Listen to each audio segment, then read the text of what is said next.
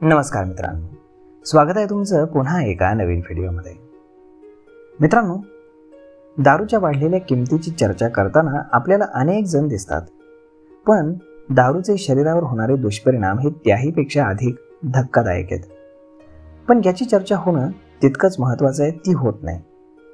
लॉकडाऊनच्या काळामध्ये अल्पकाळाच्या बंदीनंतर जेव्हा दारूची दुकानं पुन्हा उघडली, तेव्हा ग्राहकांची उडालेली झुंबड तुमच्या लक्षात असेलच. दारूबद्दल नवीन संशोधन समोर आलंय, त्याकडे दुर्लक्ष करणं महागात पडू शकतं. पाहूयात काय आहे ते.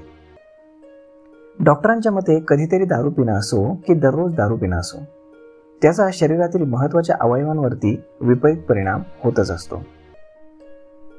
तर मग आता आपण जी दारू पितो ती जाते कुठे ते जाणून घेऊ. अनेकांना वाटतं की ती जी दारू पितात ना, ती थेट त्यांच्या पोटात जाते आणि नंतर लघवी वाटे शरीरातून बाहेर पडते. मात्र दारूचा शरीरातील विविध अवयवांवरती काय परिणाम होतो याची बहुतेक त्यांना कल्पनाच नसते. जेव्हा आम्ही डॉक्टरांशी बोललो तेव्हा त्यांनी आम्हाला सांगितलं की तुम्ही किती प्रमाणामध्ये, किती वेळा आणि किती दिवस दारू पिता हे फारसं महत्त्वाचं नाही, तर दारू शरीरासाठी वाईट असते हे तेवढंच खरं आहे.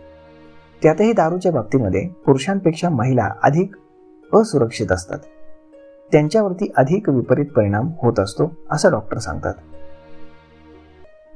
डॉक्टरांनी पुढे सांगितलं की पोटातून दारू ही थेट त्यांच्या छोट्या आतड्यात जाते. तिथं दारूचं विघटन अल्डिहाइड या रसायनामध्ये होतं. पोटातील आणि आतड्यातील सर्व रक्त हे यकृताद्वारे उर्वरित शरीरामध्ये पोहोचवलं जातं.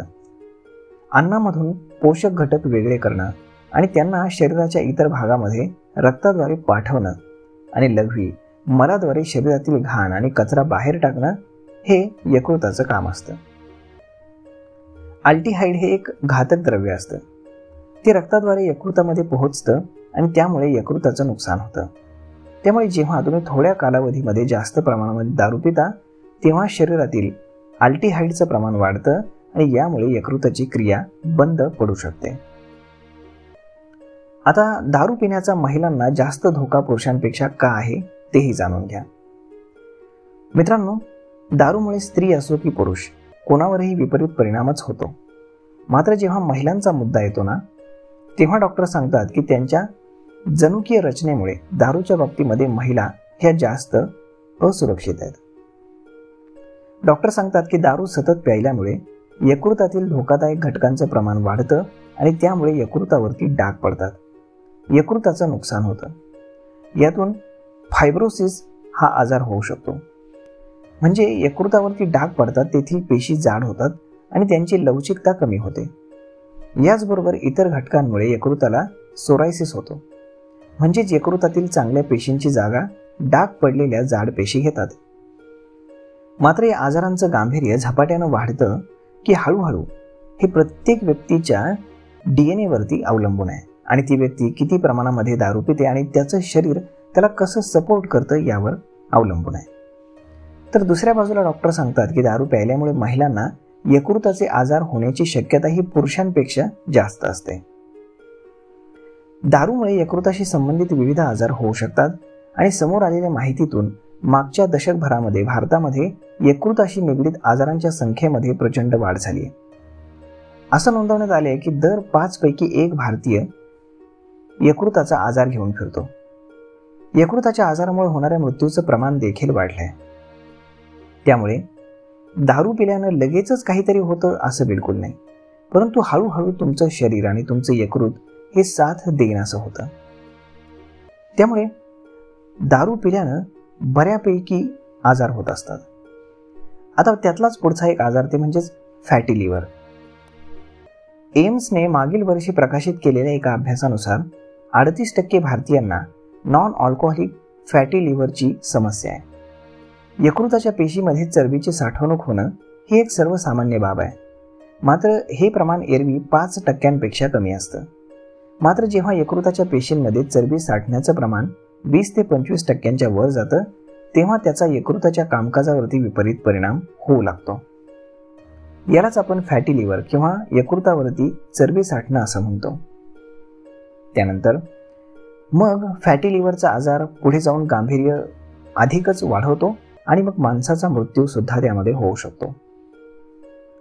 आता सर्वांच्या जिव्हाळ्याचा एक प्रश्न, ते म्हणजेच दररोज किती दारू पिणं सुरक्षित आहे. काही जण कोणताही दारू पित असेल तरी त्याचं स्वतःवरती नियंत्रण असतं. मात्र प्रत्यक्षामध्ये ज्याप्रमाणे एक बूजभर कपासाठी औषध आपण घेतो तितक्याच प्रमाणामध्ये दारू ही सुरक्षित असते. दररोज 30 मिली दारू पिणं हे सुरक्षित असतं. दररोज इतकी दारू प्यायल्यानं शरीराला नुकसान होत नाही. मात्र तसं करण्यासाठी तुमचं यकृत जे आहे ते निरोगी असलं पाहिजे आणि यकृताला इतर कोणतीही समस्या असता कामा नये असं डॉक्टर सांगतात. म्हणजेच जर तुम्हाला 30 मिली दारू रोज प्यायची असेल किंवा अधनमधनं प्यायची असेल तर तुम्ही वर्षातनं एकदा तरी कमीत कमी यकृताची टेस्ट करून घ्या. तुमचं यकृत जर 100% वर्किंग असेल आणि चांगल्या सुस्थितीमध्ये असेल तर तुम्ही 30 मिली दारू पिऊ शकता, हे लक्षात घ्या. कारण त्या दारूचं विघटन करून ती दारू शरीरातून बाहेर काढण्यासाठी तुमचं यकृत काम करत असतं. आता सगळ्यात महत्त्वाची गोष्ट म्हणजे दारू पिणं थांबवल्यानं यकृत पुन्हा पहिल्यासारखं होतं का? तर काही वेळा खूप वर्षांपासून दारू पिणारे देखील दारू सोडण्याचं ठरवतात. त्यांना वाटतं की असं केल्यानं त्यांच्या शरीराची झालेली झीज ही भरून निघेल. मात्र डॉक्टर सांगतात की अनेक वर्ष दारू पिणाऱ्यांनी दारू प्यायचं थांबवलं तरी त्या लोकांचा देखील यकृताचा आजार होण्याची शक्यता जास्त असते. ते सांगतात की जर दारूमुळे होणारं फॅटी लिव्हर किंवा फायब्रोसिस सुरुवातीच्या टप्प्यात असताना तुम्ही दारू पिणं थांबवलं तर तुम्ही यकृताचं पुढे जाऊन नुकसान हे टाळू शकता. वैद्यकीय उपचारांनी काही दिवसांमध्ये तुम्ही बरे देखील होऊ शकता. मात्र जर तुमचं यकृत हे सोरायसिसच्या स्थितीमध्ये पोहोचलं असेल तर मात्र दारू पिणं पूर्णपणे सोडलं तरी यकृत हे पूर्ववत होऊ शकत नाही. त्याला तुम्हाला वैद्यकीय उपचारांचीच आवश्यकता असते. मात्र एक गोष्ट लक्षात घेतली पाहिजे की यकृताला झालेली हानी कोणत्याही टप्प्यावर असो, तुम्ही जर दारू पिणं सोडलं तर यकृताची आणखी हानी होणार नाही एवढं मात्र खरं. आता दारूमुळे मानसिक आजार देखील होतात. दारू प्यायल्यानं नुकसान होणारा आणखी एक अवयव म्हणजे मेंदू. यामुळे दारू पिणाऱ्या लोकांना मानसिक आजार होण्याची शक्यता जास्त आहे. याबाबत आम्ही डॉक्टरांशी बोललो असता डॉक्टरांनी सांगितलं की एखादी व्यक्ती किती प्रमाणात आणि किती काळासाठी दारूच्या व्यसनाच्या आहारी गेली आहे, ही गोष्ट किती प्रमाणात दारूचं सेवन होत आहे आणि त्या व्यक्तीची दारू सहन करण्याची क्षमता किती आहे यावरती अवलंबून असते. काही लोक अगदी थोड्या प्रमाणामध्ये दारू पितात आणि तरीही ते वेडसर किंवा दारूच्या नशेच्या अधीन होतात. ते वस्तू तोडतात, भांडतात. ही पहिली पायरी असते असं डॉक्टर सांगतात. आता पुढची पायरी म्हणजे डिलेटियम ट्रेमेन्स. यात दारू पिणारे अनेकदा सांगतात की पोलीस त्यांना पकडण्यासाठी येत आहेत. या लोकांना असे भास होतात. या मानसिक आजाराची लक्षणं म्हणजे झोप न लागणं, गोंधळलेलं असणं, गोष्टींचा विसर पडणं, थकवा येणं आणि कानामध्ये आवाज ऐकू येणं. आता लोकांचा सगळ्यात महत्त्वाचा मुद्दा तो म्हणजेच दारू सोडल्यानंतर काय होतं. ज्याप्रमाणे दारू प्यायल्याने शारीरिक आणि मानसिक आरोग्यावरती विपरीत परिणाम होतात त्याचप्रमाणे काही लोकांसमोर दारू सोडल्यानंतरही मोठी आव्हाने निर्माण होतात. याला विड्रॉल सिंड्रोम असं म्हणतात. यामध्ये काही लोकांना गोंधळलेलं असणं, तणावात असणं, हातपाय थरथरणं किंवा थकवा येणं अशा समस्या उद्भवतात. मात्र त्याचबरोबर जेव्हा तुम्ही अनेक वर्ष दारू पित असता आणि अचानक दारू पिणं थांबवता तेव्हा या लक्षणांपलीकडे काही मानसिक समस्या देखील उद्भवतात असं डॉक्टर सांगतात. त्यामुळे दारू पिणं हे केव्हाही तुमच्यासाठी घातकच आहे. परंतु जर तुम्ही तुमच्या यकृताची टेस्ट करून जर तुम्ही तुमच्या दारूचं नियोजन करून जर दारू पिलात तर मग मात्र तुमच्या शरीराची हानी ही कमीत कमी होईल. परंतु हानी होणार नाही असं बिलकुल नाही. त्यामुळे निर्णय शेवटी तुमचा आहे. आय होप तुम्हाला हा व्हिडिओ ही माहिती नक्कीच महत्त्वपूर्ण वाटली असेल.